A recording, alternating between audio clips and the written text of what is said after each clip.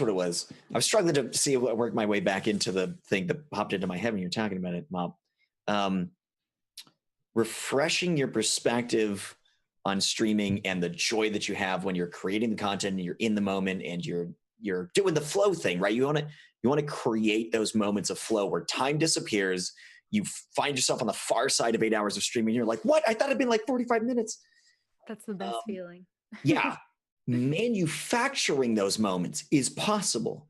And I think one of the ways of allowing that to occur is through genuine time off, but also through doing stuff that's outside of your comfort zone, or just outside of the norm. So like, like I remember when I was doing art regularly, it'd always be like, how do I get more creative? Like, what can I do? Right? We're always just Googling some of these simple questions of like, how do good art better?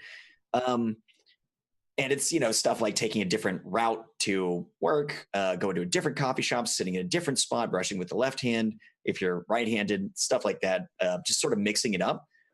And I think the approach that you're taking, incidentally, of recording stuff off stream where you're not engaging with chat and you're sort of just doing it in your way, on your time, on your schedule, whatever you want. You want to do it at 2 a.m., you want to do it at 8 a.m. Doesn't make a difference. Yeah. I feel like that would mix things up. Does it feel like it's really mixed things up in a way that, like, when you come back to streaming, it sounded like that's what you're saying, like you're different and more invigorated? Yeah, for sure. It's like refreshing. It's like when you play a new game, I find every time you start a new game, streams fly by, because I think it's like refreshing. I don't know. I can't think of a better word. Yeah, it feels new. There's the novelty. It's sort of like being in a relationship for the first time. It's like you don't see anything but that person. There's like the greatest thing ever. It's like that video game. It's like, oh, this is filling all my hopes and dreams. And yeah.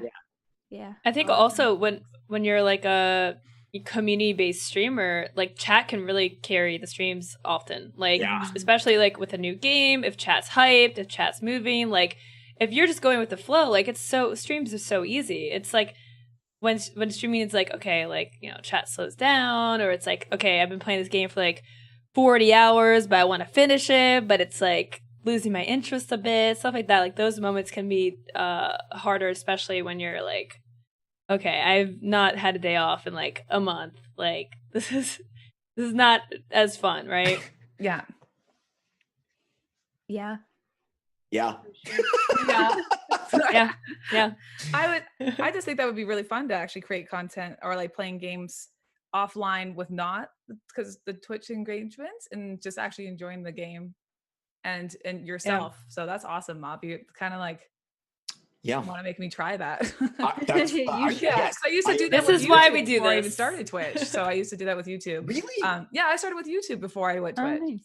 Yeah, and so I did playthroughs before, obviously, Twitch or YouTube decided to copyright everything.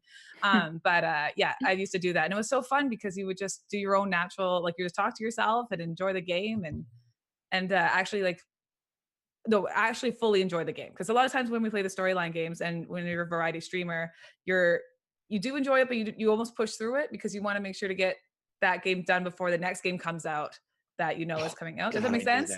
Yeah. So well. And I just I wish sometimes I could just fully sit there for 80 hours and really fully play the game instead of just playing most of the storyline and maybe some side quests, because I know that this other game's coming out and I had to make sure that I'm ready for that. Right. Playing the game versus producing content. Yeah. I think. And I think I sort of feel like that depending on how you operate for yourself, I know that some people this is not going to be true.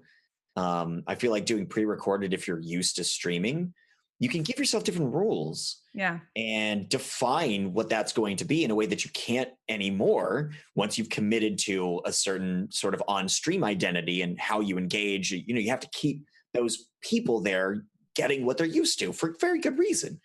But if you're going to be creating something entirely different, you can be like, you know what?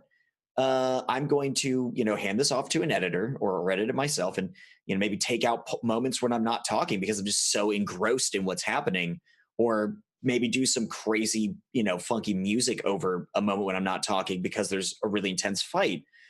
You can do something very different with that. And I feel like that could open up some real liberation. Yeah.